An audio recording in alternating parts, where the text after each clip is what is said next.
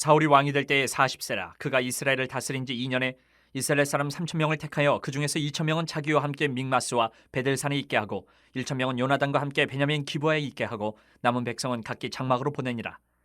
요나단이 게바에 있는 블레셋 사람의 수비대를 치매 블레셋 사람이 이를 들은지라. 사울이 온 땅에 나팔을 불어 이르되 히브리 사람들은 들으라 하니 온 이스라엘이 사울이 블레셋 사람들의 수비대를 친 것과 이스라엘이 블레셋 사람들의 미움을 받게 되었다 함을 듣고 그 백성이 길갈로 모여 사울을 따르니라. 블레셋 사람들이 이스라엘과 싸우려고 모였는데 병거가 3만이요 마병이 6,000명이요 백성은 해변의 모래같이 많더라. 그들이 올라와 베다인 동쪽 믹마스에 진침해 이스라엘 사람들이 위급함을 보고 절박하여 굴과 수풀과 바위 틈과 은밀한 곳과 웅덩이에 숨으며 어떤 히브리 사람들은 요단을 건너 갓과 길앗 땅으로 가되 사울은 아직 길갈에 있고 그를 따는 모든 백성은 떨더라. 사울은 사무엘이 정한 기한대로 이레 동안을 기다렸으나 사무엘이 길갈로 오지 아니하며 백성이 사울에게서 흩어지는지라.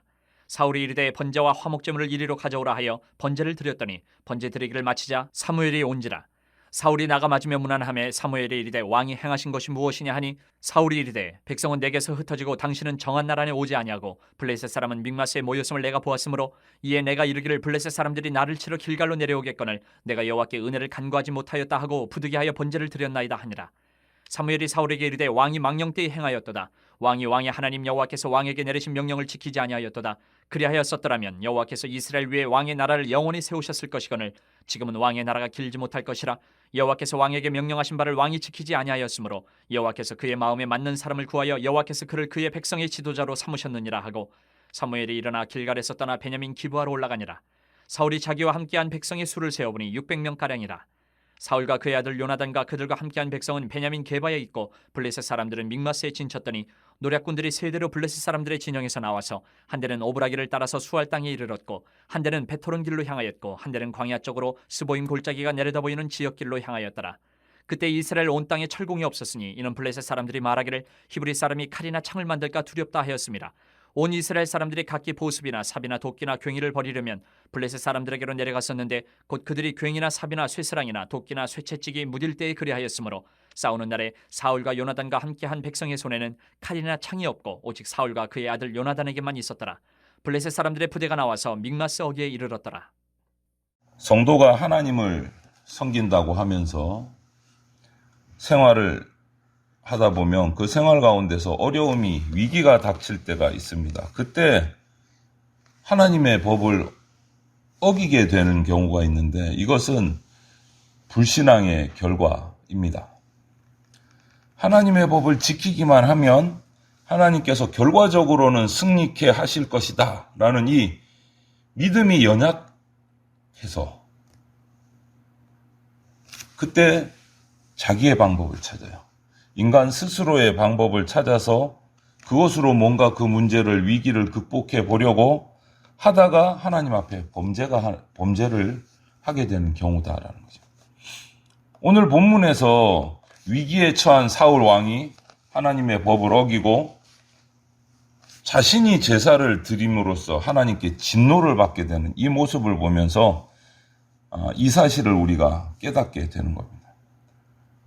오늘 우리가 본문에서 사울이 범죄하게 되는 이 과정을 바라보면서 성도는 불신앙으로 말미암아 범죄를 하게 되고 그 실수를 하면 하나님께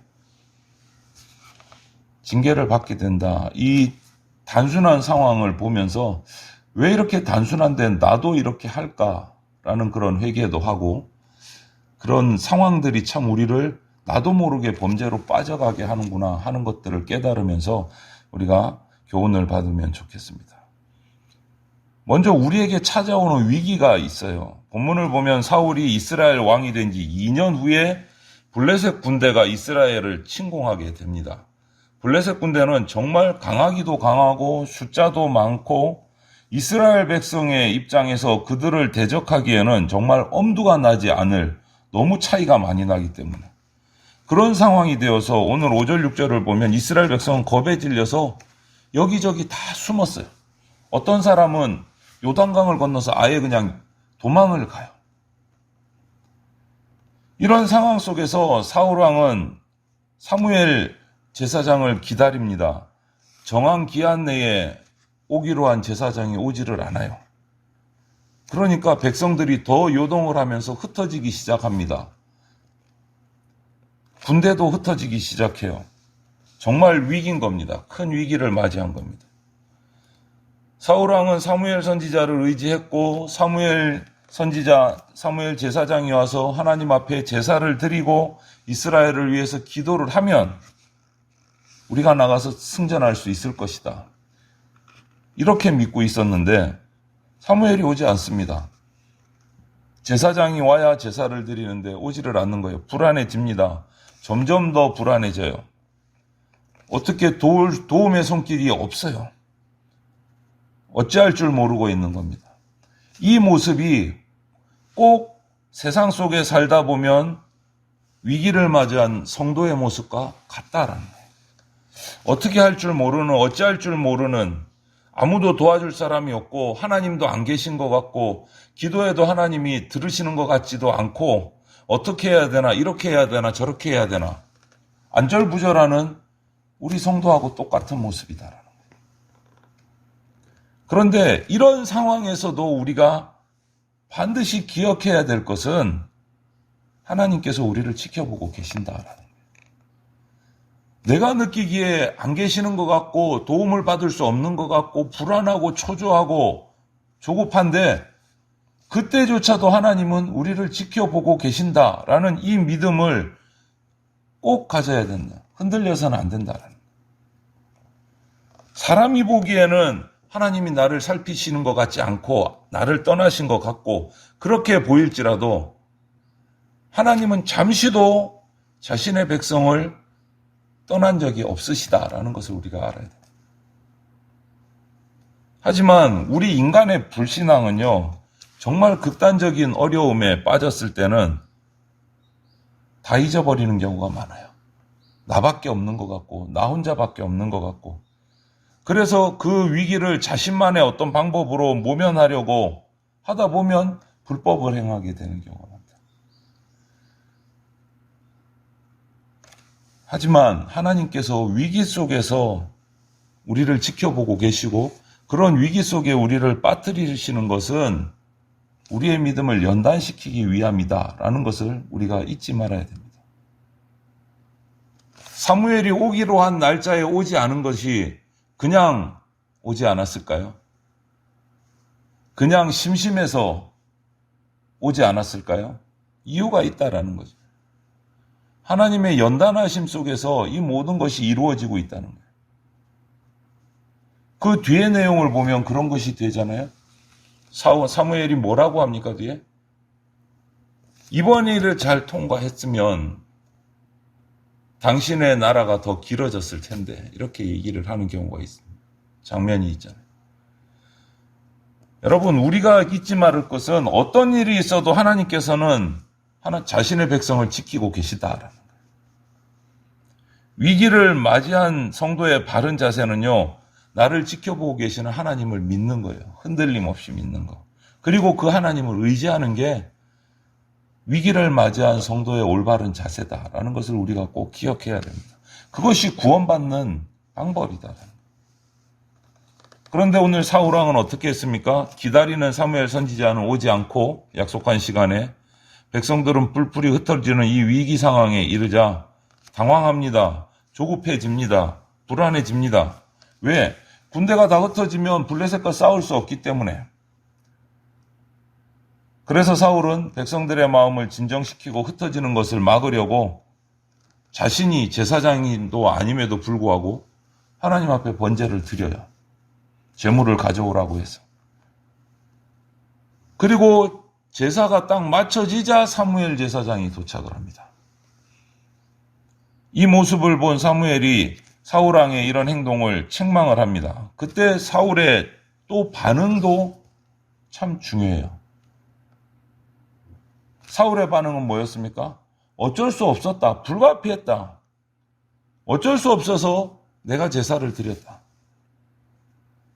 핑계 아닌 핑계를 대는 거예요. 상황이 그랬을 뿐입니다. 제사장이. 당신이 약속을 지키지 않았잖아요. 늦게 왔잖아요. 백성들은 흩어지고 블레셋은 자꾸 올라오고 당신은 언제 올지 모르겠고 약속은 어기시고 그래서 내가 어쩔 수 없이 드렸습니다. 어쩔 수 없어서. 핑계를 댄 거예요. 하지만 사울의 행동은 분명한 하나님 앞에서 불법이었어요. 어떤 상황이든지 하나님 앞에서는 불법이었어요. 그것은. 제사는 왕이 드릴 수 있는 것이 아니고 오직 하나님께서 기름 부어 세우신 제사장만이 드릴 수 있는 것이 제사였기 때문에 사울 왕이 드린 제사는 불법인 거예요. 어떤 상황, 어쩔 수 없어서 이런 것들은 아무 필요가 없는 거예요. 불법인 거예요. 사울은 자신이 왕이 되고 능력을 행하고 자신이 하나님의 신에 충만해서 행한 적도 있고 이런 경험들이 있기 때문에 이러한 하나님이 세우신 원칙을 무시하고 자신이 제사장의 역할을 그냥 감당한 거예요. 교만한 거예요. 교만한 거예요. 사울왕은 아무리 절박한 상황이라도 하나님의 도우심을 의지하면서 사무엘 제사장이 올 때까지 기다려야 했어요. 하나님을 믿음으로. 이전에 암몬 사람이 이스라엘을 쳐들어올 때도 하나님의 능력을 입어서 담대했고 사람들을 모았고 그 절차들을 다 밟았어요. 그 승전했어요. 그런데 지금의 사울왕의 모습을 보면 그때하고 다른 거예요. 이러한 조급함에 하나님의 말씀을 어기는 이 모습들은 믿음이 연약해졌다라는 것을 발견하게 되는 부분입니다. 결과는 뭡니까? 사울왕이 이런 범죄를 저지르게 된 것은 하나님에 대한 불신앙에서부터 시작된 거예요. 하나님에서부터 불신앙. 여러분, 우리 성도가 우리가 위기에 처했을 때 담대함을 잃고 조급해지고 내 생각대로 행하다 보면 하나님의 법을 잊어버리고 범죄에 빠질 수밖에 없습니다. 그것은 사탄이 우리 가운데 두려움을 주서 믿음을 약하게 만들기 때문에 그래요. 그때를 항상 노리고 있어요, 사탄은.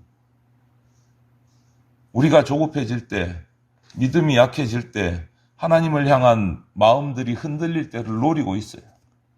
그때 두려움을 넣어준다는 거예요.